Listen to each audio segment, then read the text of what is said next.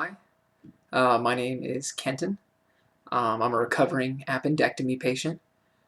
For those of you who don't know me, I'll give you a little something. I'm 22 years old.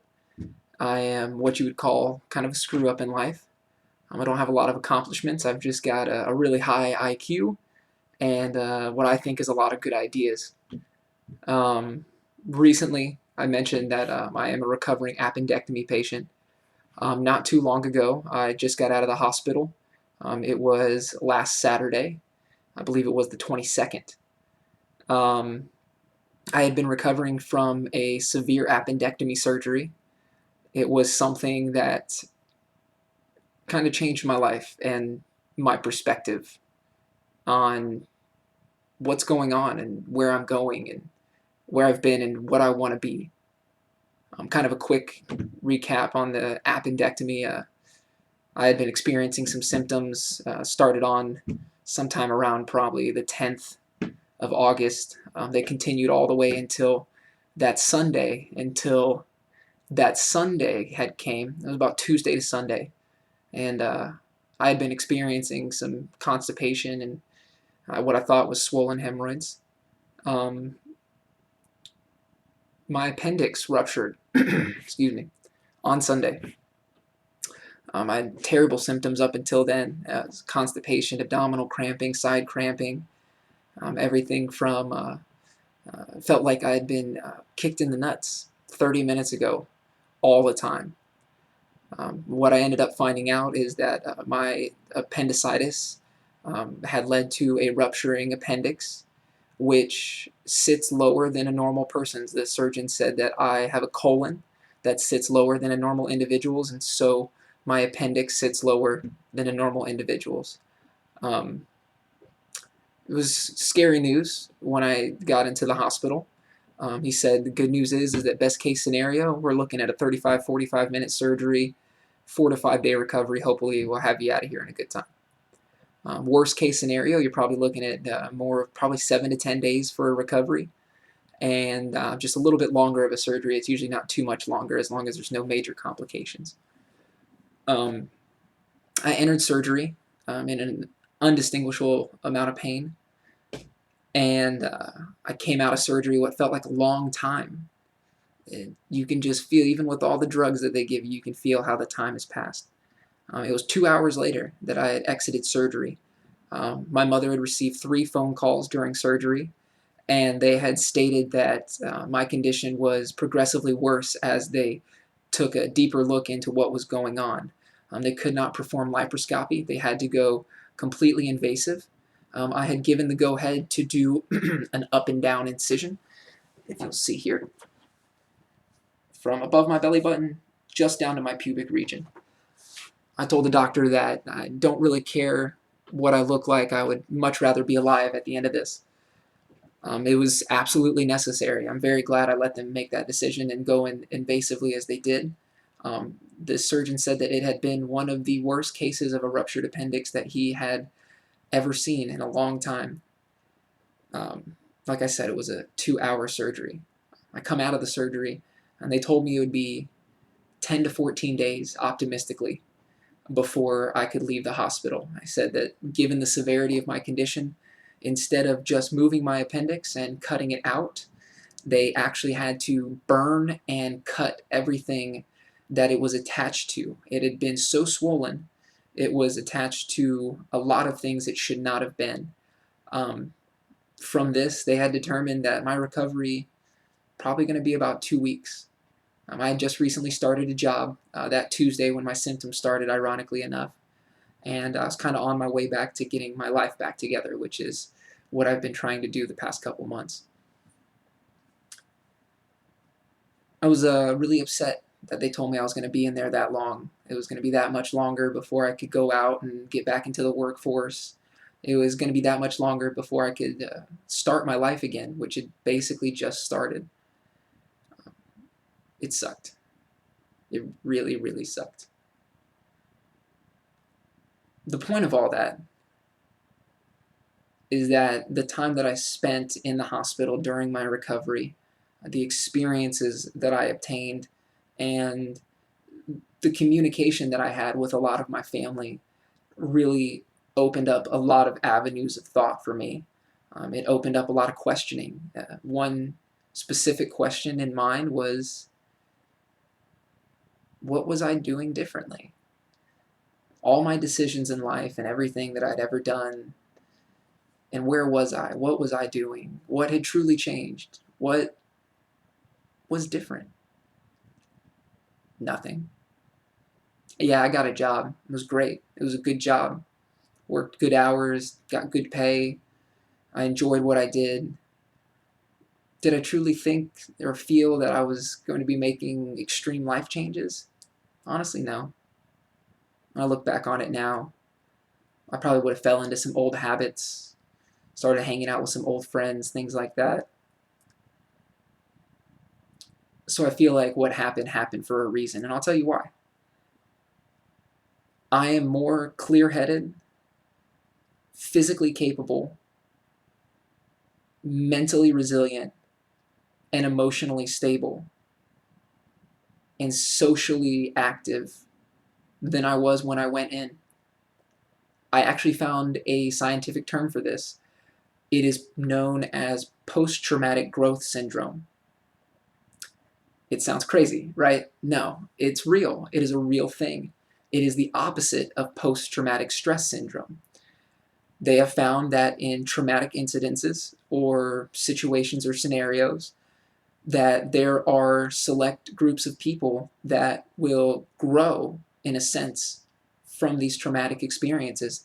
They get smarter, they get stronger, they get faster, they get more sociable, they get a higher sense of self from experiencing these traumatic situations. Imagine anybody in your life that has done amazing things or you believe in as an amazing person, and you've got to question, how many traumatic stories have they told you? How many things have they said that they've been through in life where it has brought them to a crossroads and they had to make a hard decision?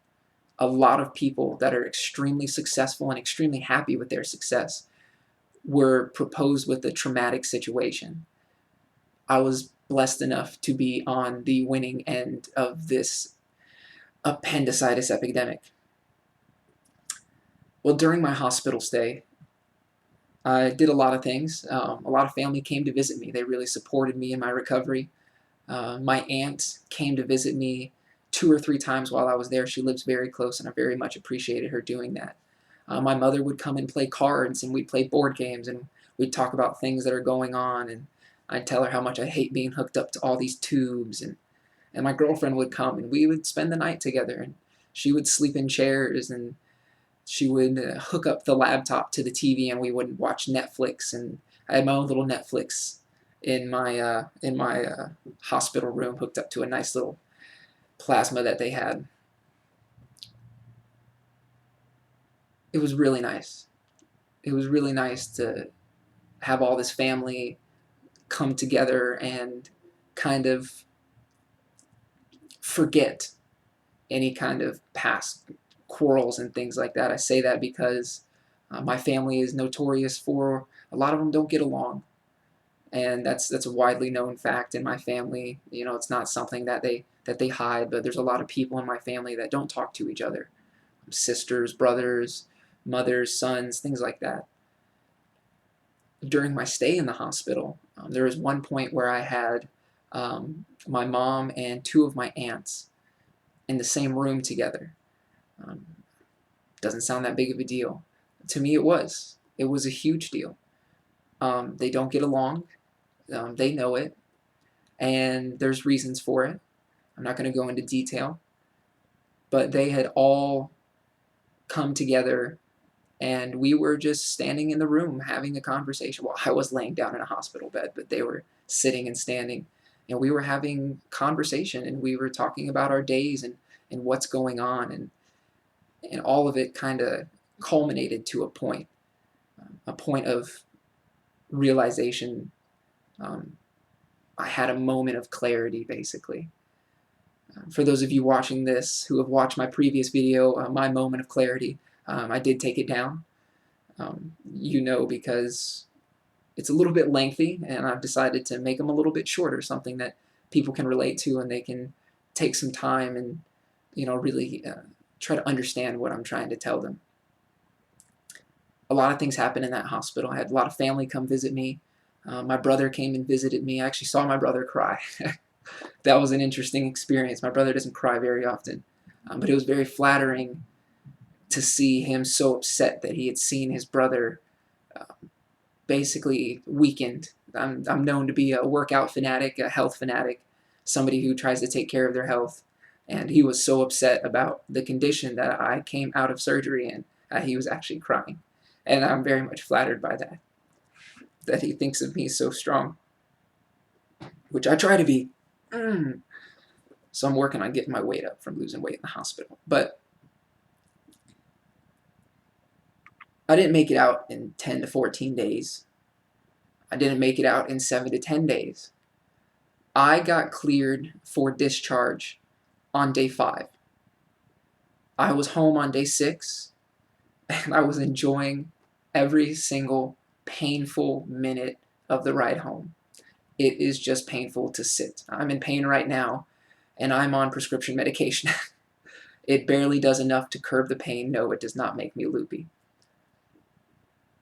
All of that time, I did a lot of things. I talked to a lot of friends. I talked to a lot of family. I talked to my father for an hour and 15 minutes. Me and my father don't talk that often. It's not that I don't like him or he doesn't like me, or that we don't like talking on the phone, or that we have any kind of quarrel with each other. We probably just feel like we have really not too much to say. So I got a great opportunity. I got an opportunity to express, how I felt in my childhood and what I experienced, and how, things might have been different, or, how things could have gone. I spent a lot of time reminiscing with him. And through all of this, through seeing everything that was going on in the world, I actually had time to sit down and watch the news, go through some Facebook. I'm not much of a Facebook advocate. I'm not much for social media. It can be a very strong tool for keeping in touch, but a lot of people don't use it for that, unfortunately, which it really is an amazing tool, Facebook. I think they should have stopped at Facebook. Twitter and everything else just needs to go. That's just my opinion, though. I really think it is a great conduit for keeping in touch with people. And I utilized that while I was in the hospital. Through that, I realized that my recovery had much more to do with the people around me and the experience that I was having than it had to do with the antibiotics that were being pumped into me. I was on 3 antibiotics, and it was making me sick. So they took me off of 1. Thank God. Luckily, I showed no infection or any signs of infection during my recovery, which is fantastic, apparently. The point being is that I made it out in 5 days, and I'll tell you why. They told me to walk every single day. I need to walk at least once a day just to make sure that my legs are moving, I don't get any blood clots, stay active, keep your body going. I walked anywhere from 3 to 5 times a day. I took multiple laps when I took a walk. I did not just settle for 1 lap around the hallways. I shot for 3 or 4.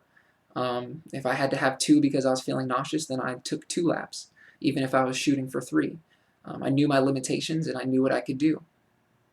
Not to mention, I lived a very healthy lifestyle before this, which is really unfortunate, because as healthy as you can live, once your appendix ruptures, your appendix ruptures. You definitely want to get to the hospital as fast as possible. Doesn't matter how many green smoothies that you drink. When I was in the hospital, my moment of clarity came. And I had realized that everything that had culminated to a 5-day recovery was a combination of not only good medical practice by the surgeon, positive support from family. I had a lot of family. They're very spiritual and they're very religious, and they have a lot of people in their social network. They posted a lot of things about my injuries, and there were a lot of people that responded with well wishes and prayers. And people I don't even know, people that just know my family and know the kind of people they are. For those of you who don't know, I'm not a very religious person. I'm what you would call more of a spiritual individual. I do believe that there is what you would call a God, and I do believe that it is all powerful and all knowing. I think there are many paths that really, I believe, had a lot to do with my recovery, because I do believe in prayer. I do believe in positive thinking. I do believe in manifestation. If you will something enough, it will itself into existence. I'm a true believer in that. I completely believe that all of the people that gave me prayer and well wishes and prayed for my recovery, that had a lot to do with their energy and my recovery and them sending out those good thoughts to me. So besides my good health, the social interaction that I received while I was in there, the support of people I didn't even know, including my family as well, and really the mental stimulation of being able to occupy my time without losing my mind in a hospital bed, because that gets very, very boring very, very quickly. I realized that I haven't done anything with my life.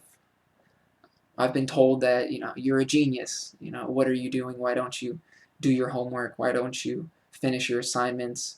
Um, why do you lie about the homework that you bring home? That was my middle school, high school, and elementary experience. I was what you'd call a manipulator. I was very, very good at hiding things that needed to be turned in, and I was very, very good at being convincing that I had already finished them. But yes, I am very smart. I have a very high IQ. I can evaluate things very analytically, and it's not hard for me to pass a test. But I realized that none of that made a difference. I could be as smart as I wanted to be, I could be as strong as I wanted to be, I could be as healthy as I wanted to be, but it's different than doing something about it. And that's what I hadn't done. I hadn't done anything about my life. I hadn't done anything about where I was going. So while I was in the hospital, I had a lot of time to think, kind of cleared up my mind and what I want to do. I've decided that I'm going to keep in touch with a lot more family members. I'm going to try to message somebody every single day, tell them thank you for your support, let them know what's going on. I plan on hopefully calling my father every single week. We always have something to talk about. Like I said, we spent an hour and 15 minutes in conversation on the phone. And on his birthday and my birthday and holidays and Father's Day, we would spend maybe 15, 20, maybe 30 minutes speaking with each other. So having that time really kind of opened my eyes to realize that we do have something to talk about. We can relate to each other. There are things to discuss. And I very much enjoyed speaking with my father. I very much enjoyed hanging out with my aunt. I hadn't seen her in a long time. I got to see a lot of my cousins. I haven't seen them in a long time. I had a lot of friends and family that I hadn't seen in a while. And they had all come together because of my injuries, which had everything to do with my recovery. So that's my story about my appendectomy. What happened when I got home was amazing. I felt rejuvenated. I felt like a new person, despite all the drugs that they had given me, despite the massive scar that will now be the centerpiece of my belly button, and besides the terrible hospital experience that I had, which once everything's said and done, I might post that later on. But I did one thing when I came home, and I kind of lucked out on this, is I accidentally watched TED Talks. That's TED Talks. It's called Life Hacks. I thought I was watching Hack My Life, which is a TV show on MTV or VH1 where they show you nifty little tricks that don't really matter. I had accidentally stumbled upon informational lectures that described the human body and how certain positions release certain hormones as far as power positions and weak positions. It was very interesting. It was very captivating, the way that they presented this information and how short it was and how informational it was. The first lecture is about 15 to 20 minutes long. It's a great lecture on the physical attributes and how we respond physically in a society and what physical tendencies that we have or that we can perform that can actually change our outlook and how we feel. One thing that I like to take away from it is this: everybody's seen this, the victory V. Everybody's seen the victory V. That's something that sighted people and blind people do. There was a study done by an institution that took multiple blind individuals and sighted individuals, and they had them perform what you would call a great feat, or they would have them participate in competition. What they found was that whether they had previously seen this action before in their lifetime, specifically referencing blind people, they still did this. They still put their hands up in a V, although they had never seen it. They'd never seen anything in their life. Just a random, interesting position. Now, what this does is it actually releases endorphins and it makes you feel more confident. It's the craziest thing, and it actually works. So I do this every single day now. I put my hands above my head for 5 seconds, and I get into it. It really does feel good. It makes me feel powerful. The second lecture is where everything kind of culminated into a life-changing experience. It's a lecture by a woman named Jane McGonigal, and she is a video game developer. She made a game called Super Better that helped her get through a concussion injury that had caused her suicidal thoughts. She thought it was never going to end. There was nothing she could do. Her brain was telling her that it would be easier to just die, and she decided to make life into a game. She recruited allies. She gained power-ups. She beat the bad guys. Her allies were her sister and her husband, who helped her identify her power-ups, which were things that she could do on a daily basis, even on her worst days, to make herself feel better, like taking a walk around the block, or cuddling your dog for 5 minutes, or looking up pictures of baby animals, things like that. And then she fought the bad guys. Bad guys were anything that activated her concussion symptoms, such as large crowds, noises, bright lights, stress, anything along those lines. They identified those and attempted to eliminate them. Within 3 days, she had no more thoughts of suicide.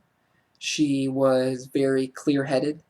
Her symptoms had reduced, and she had just felt overall the grogginess of depression and suicide go away. She has you do a couple exercises from it. It's you get your choice of 4 different exercises. There's 8 total, and you get to pick. You can do one or you can do both. All of them are very good exercises. I did these exercises, and I immediately felt extremely clear afterwards, extremely better. I had felt super better. Literally, I had felt super better. I'm a recovering appendectomy patient that was told that he wouldn't leave the hospital for 2 weeks. I got out in 5 days. Luckily, my scar is healing pretty quickly. It does still hurt, so even on that day, which was about day 2 that I'd been home, I was still in pain. But it didn't matter as much. I had felt better about myself. My body felt a little bit better after performing these activities. And then I watched another lecture. It was a lot shorter, by a very hilarious gentleman who's a positive psychologist. Pretty cool concept, positive psychology. Instead of coming in with a problem, diving into your childhood, and finding 9 others, he is a solution thinker. He cares about where the issues came from, but he cares more about what we can do now to not only disregard your previous experiences and all the negative things that you've had in your life, but to change your mindset entirely on how you view the world and how to stay positive in even the most negative situations. These are all very good lectures. Again, they're called TED Talks Life Hacks. They're available free online from their website. They're also on Netflix, and they just recently released the Life Hacks 2, which I'm currently watching right now. They changed my life. Watching the second and the third lecture actually sparked an idea for an application that I would love to build. I'm going to attempt to build a presentation. Hopefully I can find some investors. Anybody, if you're interested in investing money into somebody who has an amazing idea, amazing concept that will revolutionize how parents look at gaming on mobile devices, it will make it okay for your child to spend hours on games, because this one will be one that everybody wants to play. And it'll be informational. Now, that being said, my moment of clarity came in full after watching these videos, because they give you a new aspect and a new perspective on how to view life, how to view society, how to view where we're at as a society, which is the one thing that the third lecture stated, the positive psychologist. A good statement that he made was, if we tailor everything to the average, or if we only study the average, then we can only achieve the average. I thought it was an amazing concept. This is not something that's trying to insult anybody who would be considered average. It's not trying to down anybody that would be considered average. There's nothing wrong with average, except average people are capable of extraordinary things.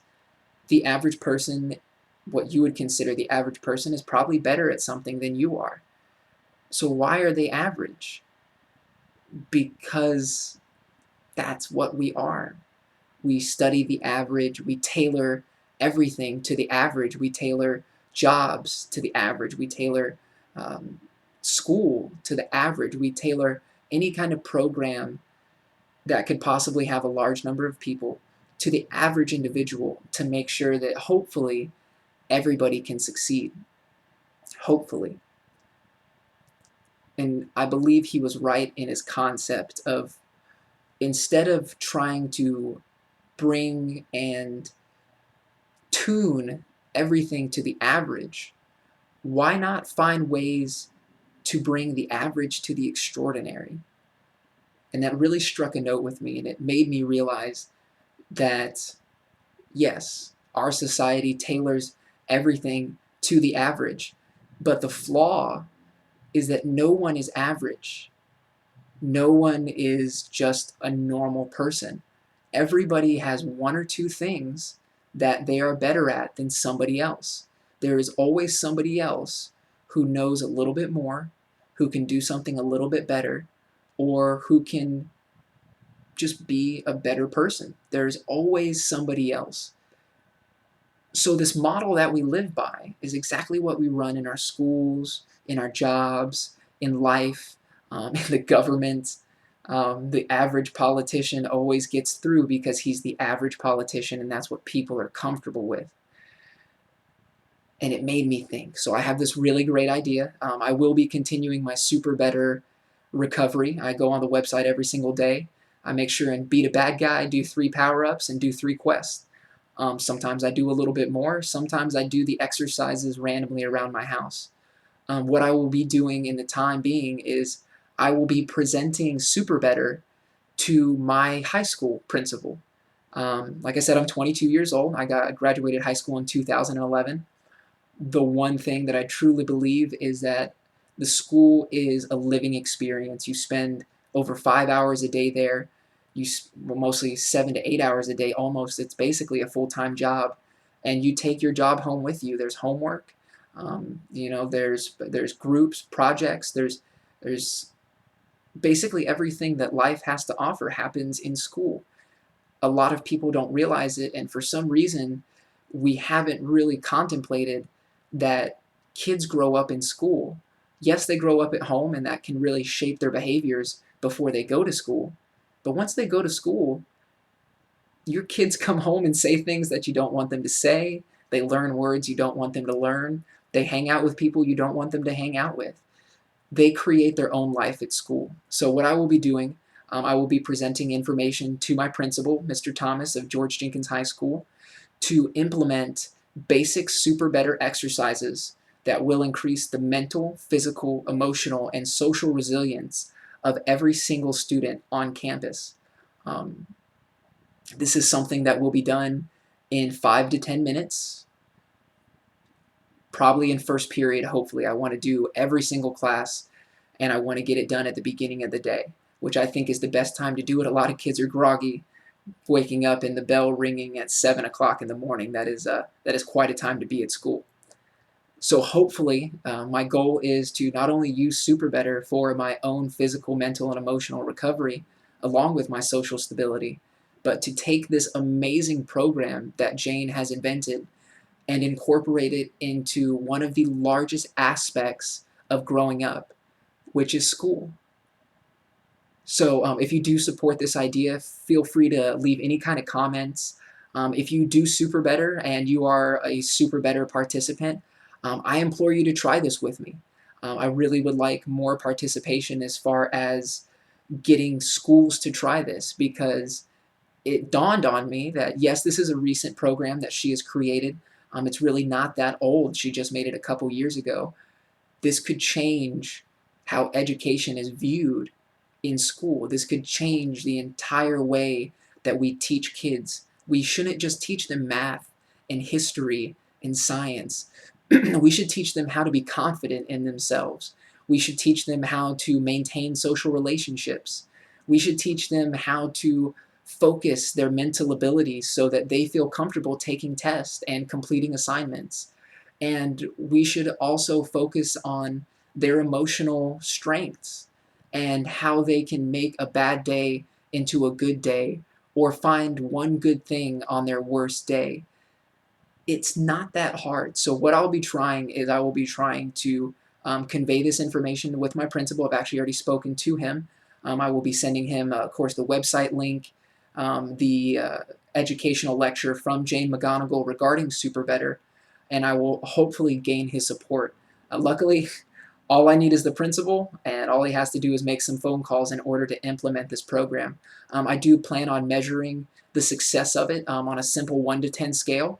Kind of a mock of what I want to do is I would like the teachers to have every single day for a month a piece of paper that asks a series of questions such as class participation, student comfort, attentiveness, assignments being turned in, how students interact with each other.